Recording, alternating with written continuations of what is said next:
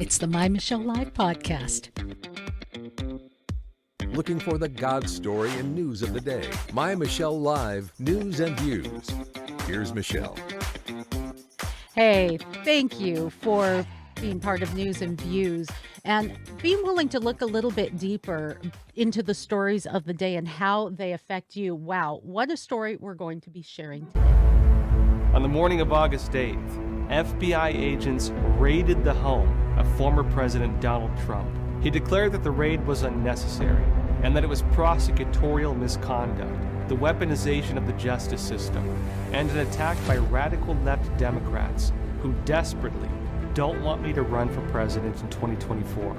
Now, what is really behind Mar-a-Lago? There's new developments in the story, and we're getting more of a peek, but I do mean just a peek. There are a lot of questions to be answered. There's the concern about who really committed a crime, or is this criminal actions from a tyrannical government? What are they really looking for? And what does it mean to you? You saw a little bit of a special report by Joshua Phillip, and Joshua is our guest today. He's an award-winning investigative reporter with Epoch Times, host of Epoch TV's Crossroads, and he is our guest, one of the few good ones out there actually doing the job of a reporter. Do we remember what that's like, Joshua? I don't know. Thanks for joining me. Hey, real play. I think you're one of the good ones too, Michelle. Thank you. Here's to the good ones. Not afraid to ask the questions and not afraid of the answers. Now, I don't know your spiritual background, but on this program, I do like to ask the question, okay, if there's a God, what's he doing in all of this? What does he expect of us? What's the deeper story? And we call it the God story. And Joshua, I think you could agree with me that even biblically, God says, come, let us reason together. Test me, try me, prove me. God's not afraid of some challenge. God's not afraid of asking the hard questions, right? So why are we? And I think that is part of the deeper story in not only what has happened with Mar-a-Lago, but some of the stories that are taking place within the government and within our nation today. Your thoughts? I think there is something divine in truth, actually. And the Bible does talk about this as well, that you will know the truth and the truth will set you free. And also, I think the question of what is truth, and I'd say that's the role of a journalist, in my opinion. I think you and I talked briefly about this a little bit before, that one thing a lot of media do these days is they try to tell people what to think. And in my opinion, and I know you expressed concern about that development too, that's not journalism, that's propaganda, that's manipulating people. Journalism is the simple presentation of truth. And the process of investigation or reporting is to find what the truth is. And these days, of course, there's a lot of untruths out there. I think funny enough, I think maybe the people doing that are pushing a little too far, because a lot of people see through it now. There's a lot of untruths out there, and I think that for folks like you and I, this creates a lot of work, especially if we need to debunk what's being said, sift through the nonsense, put it all together, and then show people, I think, the real information and what is really happening. And of course, that also makes us targets for attacks because people don't like when you call them liars. But it comes with a job these days. Yeah, I think we have gotten to a place where people do not like to apologize, say that they're wrong, or to readjust. It's like we dig in our heels. And that's disappointing because we have had a lot of stories that have developed over a relatively short time in history, I would say, from the IRS investigating only certain people, the Russian collusion issue, some of the things that came out of the Hillary campaign with emails and bleaching information on cell phones, and even the Hunter Biden issue. A lot of things are out there, and people could say, it's just conspiracy, or conservatives go too far. Yet, when you see something, when it sounds like a duck and it walks like a duck, after a while, as you alluded to, Joshua, pretty soon people are going, something's going on. And I think maybe that's the other side of the picture with everything we're seeing in the world right now. I know I talk to a lot of people and they're like, oh man, it's so devastating and there's so much craziness going on and things are hopeless. but they don't realize that they feel that way only because they're seeing through it. People feel that way Ooh. because they're seeing through the nonsense. And that is actually a phenomenon in itself that I think is pretty significant socially, where people are waking up. People are coming to recognize the problems that exist in the world and in our society. They're coming to recognize, as you mentioned, Hunter Biden and Hillary breaking her cell phones with hammers and using bleach bit to wipe her servers clean. And the list could go on and on of all the craziness. People see through it.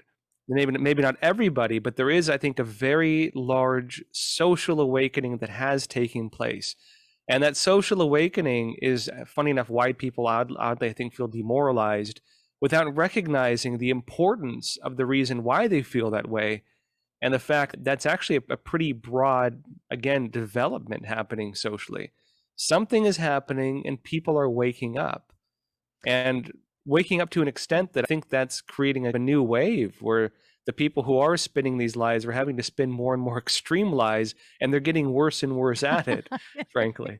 It's almost embarrassing, but I think the latest development that sets the stage for looking deeper into the Mar-a-Lago raid and what's happened since is what we lived through in COVID. Now that we are a couple of years later, we are getting all of the data, all of the peer-reviewed studies that are showing that the vaccines actually don't protect you, may have exacerbated the spread. And a lot of the lockdowns were unnecessary. Some of the draconian measures were absolutely ridiculous, and we were lied to. Number two, doctors who said, hey, let's look at this a little deeper. Hey, maybe there's a better answer, were demonized and deplatformed and canceled. So now we're in this place where the average person, this has affected us. It's not just some famous guy, the president, someone who's far removed. It affected us. I think that's part of that awakening that you talk about. So now let's look at recent developments and an unprecedented move. We have a raid on a president's personal dwelling. This has never happened before. There are processes in place if you're concerned about documents, and we're only hearing part of the story. There were even some new developments this morning, as today there was a key hearing in where a federal judge set in motion the possible public release of these very redacted versions of the affidavit. So, can you set the stage a bit, Joshua? You've been following and reporting on this. And in fact, your special report really gives great insight. And I'm going to put a link everywhere you're listening to this, friends. Yeah, the way this is turning out very quickly is it, and that's a phenomenon itself. Maybe we want to get into, maybe not. But this story has flipped around very quickly, where, of course, the FBI raided Donald Trump's home in Mar-a-Lago. It looked like, hey, they might arrest Trump, and there's nuclear documents, and Trump's going to prison, and he can't run for office again. And that was a rumor all the mainstream media were spreading. Turns out it was a bunch of nonsense. There were no nuclear documents. There was nothing in the warrant around nuclear documents. That was a rumor started by Washington Post. And then, of course, their analysts started going on these sprees of the rumor mill, suggesting that Trump was trying to shop it around to people and sell it. And it was just speculation and rumor taken as fact. Than ladies at a church picnic. Gossip. I could see that. And is that what we really want running our media? That kind of gossip? This is serious stuff. Yeah, but very quickly this whole thing turned around. And you look at this in the perspective, in the context of everything Trump's gone through. Typically every 2 to 3 months, or maybe sometimes a bit longer, they have a new scandal and Trump's implicated in it and he's going to go to prison or he's going to get impeached and everyone freaks out.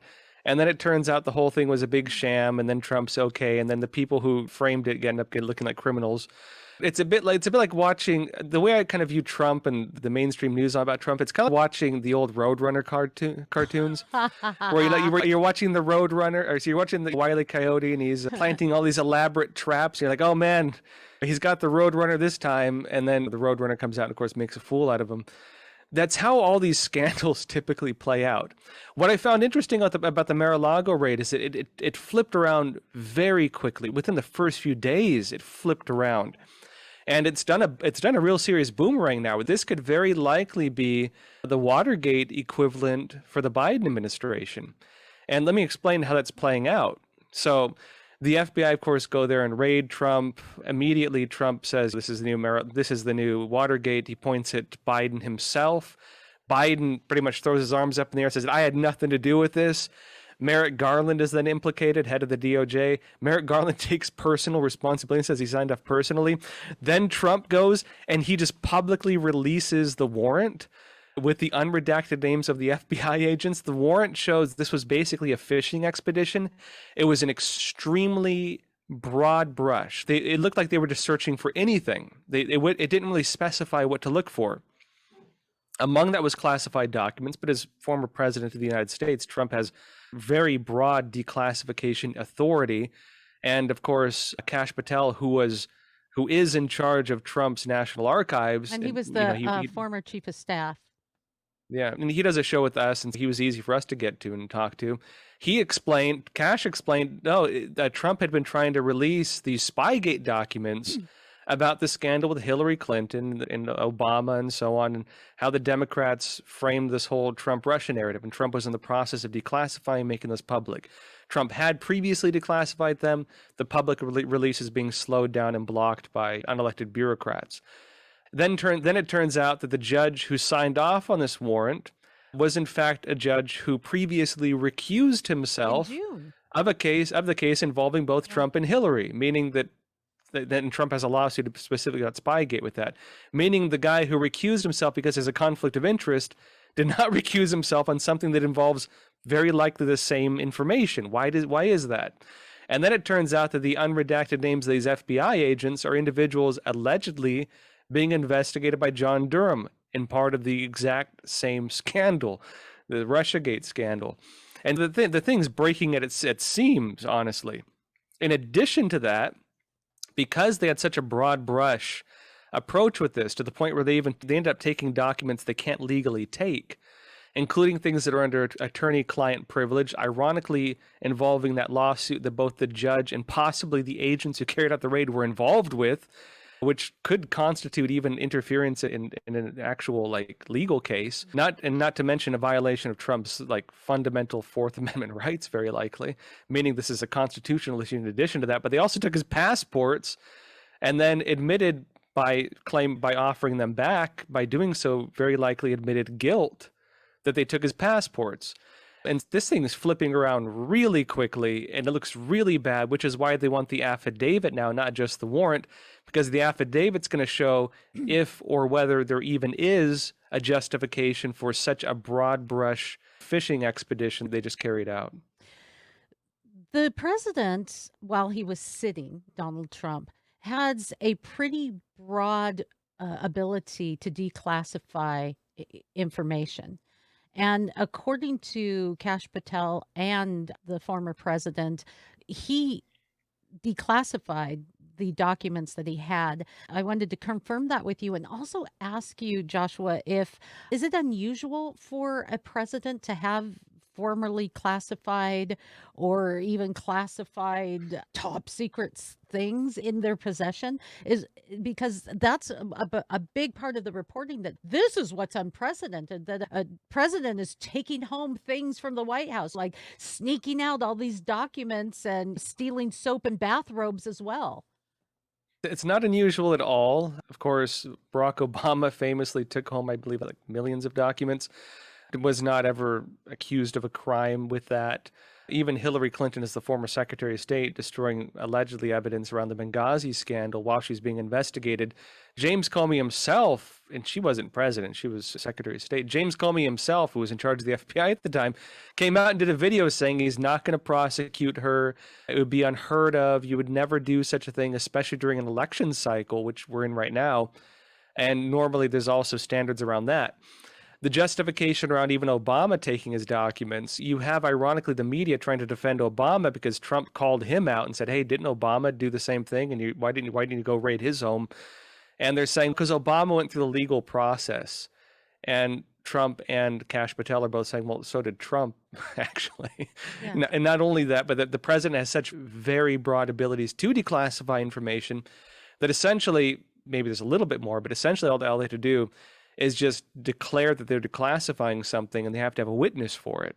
Trump declassified, and Kash Patel says there were witnesses, and Kash Patel, of course, is working there and is in charge of those archives. Not to mention the fact that even after leaving office, the former presidents maintain the office of the former president, and they also maintain security details and also all these top secret clearances and systems to protect things. And so they had everything in place that would make that normal and legal for him to do. And even some of the original critics saying you can't take classified information or destroy it or hide it. That doesn't apply to the president. In fact, even the people who initially made that claim is going to stop Trump from running from office, they've admitted that even if it does go to trial, it's not illegal. And in fact, if it was illegal, you'd have pretty much all former presidents thrown behind bars right now. Remember, and on the note of stealing bathrobes and stuff, remember when Hillary Clinton and Bill Clinton did that and they were stealing artwork and those things? Yeah. Remember that? Did you just make me snort on air? Thank you very much. Oh my gosh. Hey, Josh- anytime. Yeah. Joshua, the thing that people talk a lot about is having no one is above the law. And of course, we all love that. We sure do. But while we look at equal under the law, we're also seeing that's not happening to the little guy. And in this case, even the big guy. When we're starting to see the government and authorities being used against us and we are powerless, it gives us a new look into a raid like this where they had communication back in June of, okay, you need anything, come on in, just let me know. But they bypassed that and then just suddenly raid their home. Now, what we should be concerned about is not so much, yeah, no one's above the law, but if they can do that to him, what can they do to us? And that gets into what does this all mean to us? And that's actually, in addition to this being the new Watergate scandal, and the Republicans probably running with this straight through 2024, to be honest, that's actually hitting on something I think even more fundamental. Now, the House Judiciary Committee now, they're claiming that they have 13 or 14, I believe 14 FBI whistleblowers who have stepped forward, and they're allegedly blowing the whistle specifically on what you just said. That they're alleging basically there's politicization within the FBI leadership and that basically the systems of justice are being used politically. They're talking not only about it was in the context of the Trump raid, but they're even talking about the Justice Department investigating parents attending these school board meetings as potential terrorists. And even as the FBI rolls out these new standards on domestic terrorism, where they're basically saying that patriotic symbols like the Betsy Ross flag and the Don't Tread on Me and stuff like that, or the SEAL Team Punisher skull, that these are somehow domestic terror symbols. All of that is now being exposed. And really, when it comes to especially this raid, this might have been the straw that broke the camel's back in terms of that one step too far. They might have pushed it a little bit too far, and by doing so, very likely, I think the Republicans might even campaign on cleaning up the justice system. And again, the House Judiciary Committee itself is going to start investigating this, including with these whistleblowers who step forward, and they might have shot themselves in the foot, so to speak. Joshua, has there truly, and I know you do like to look at this in a balanced way. It's old school. For those of you who may be new to the game and not realize that journalism used to be looking heavily at both sides, weighing things out and reporting, as Joshua mentioned earlier, the truth. I know that's how you go about doing your reports, and you've got to go with whatever you find. Have you found anything in this that would indicate some kind of wrongdoing, some dirty dealings from Trump and the Trump team? It doesn't seem to be the case. There does not seem to be any evidence that Trump did anything illegal.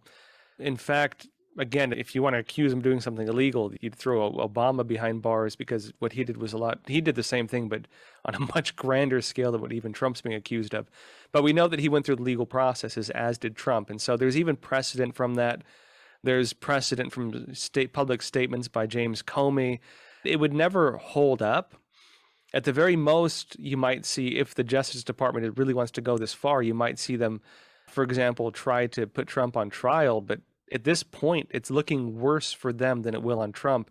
It will not stop him from running from office in 2024. If anything, it's going to put him in the spotlight again and probably help his campaign, ironically, because people are Right. saying, wow, they're going after Trump, but as soon as Trump's not there, they might come after me. That's where a lot of people are at right now.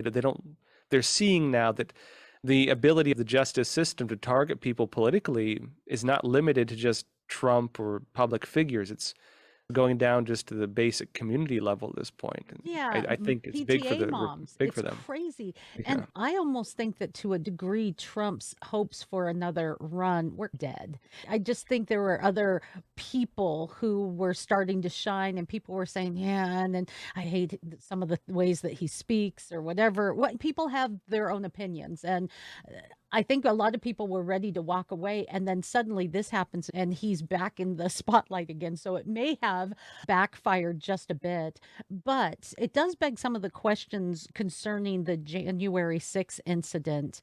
I know that you've followed that as well, and I'm hoping that you can give us a little insight there because we don't always get the full picture.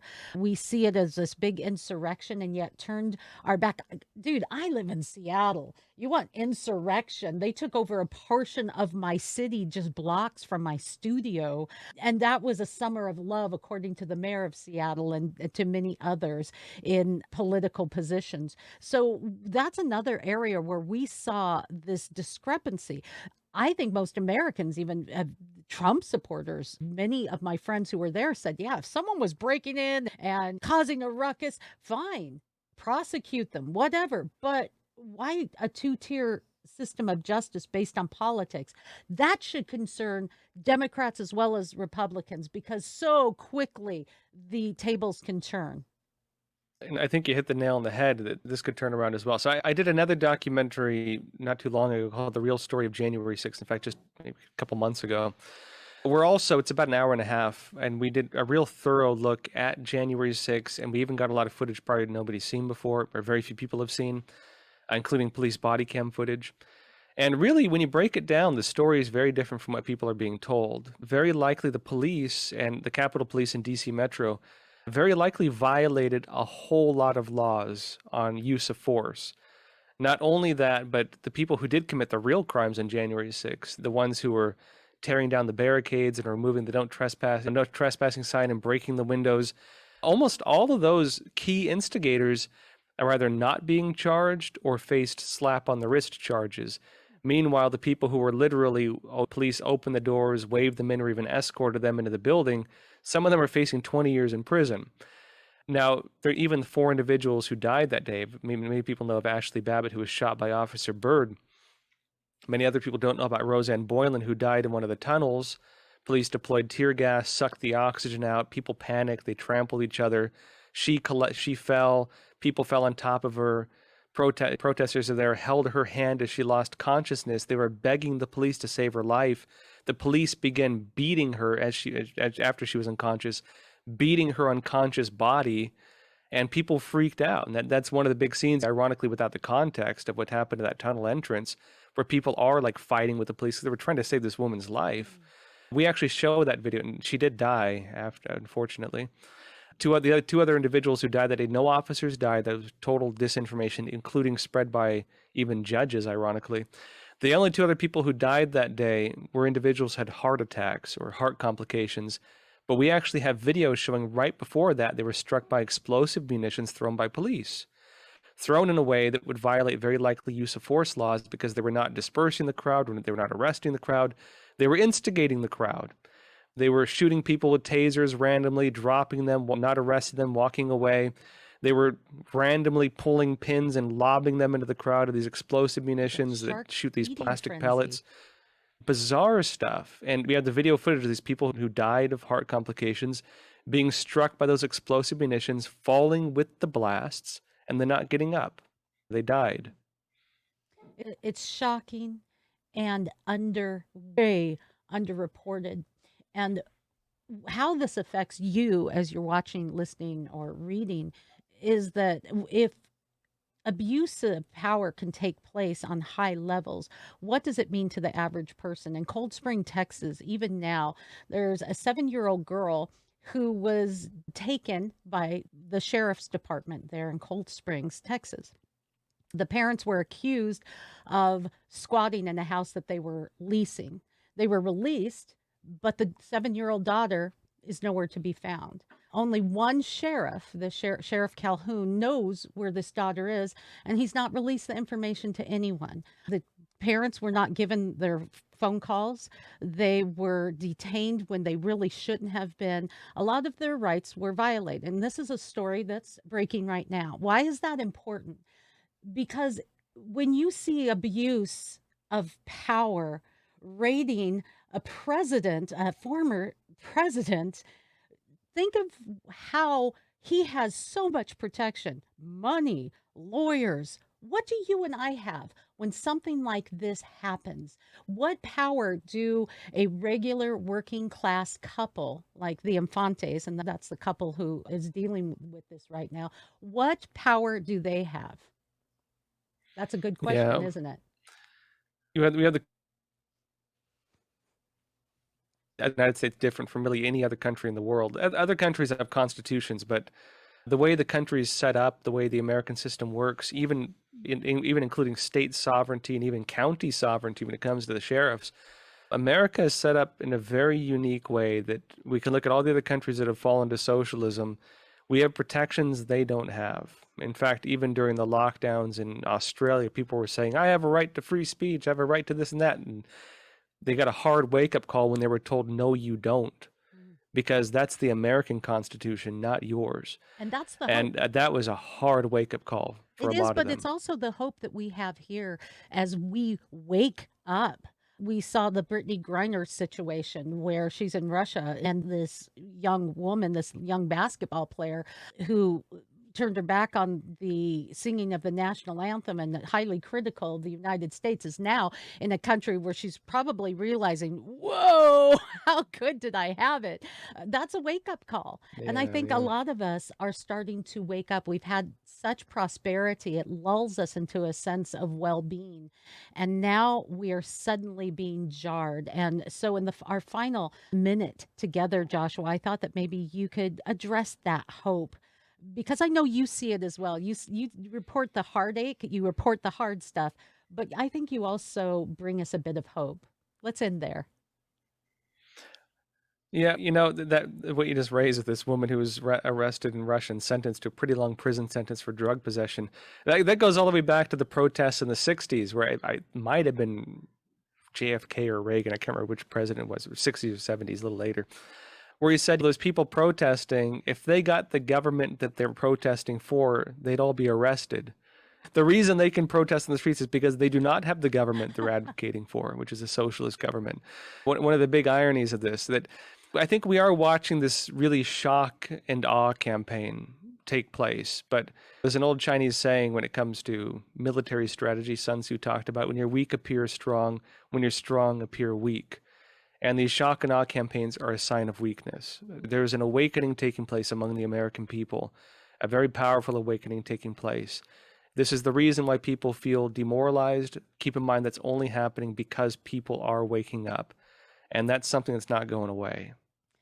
And that is the hope that we have, that there is a truth and the truth will set us free. Joshua, it has been such a delight. You are so much fun to talk with. I like reading, but I really like talking with you. I appreciate your time today. Thank you for watching. All the links that we talked about will be wherever you're viewing or listening. And I encourage you to like, share, and subscribe. We'll catch you next time. God bless. More news and views at MyMichelleLive.com.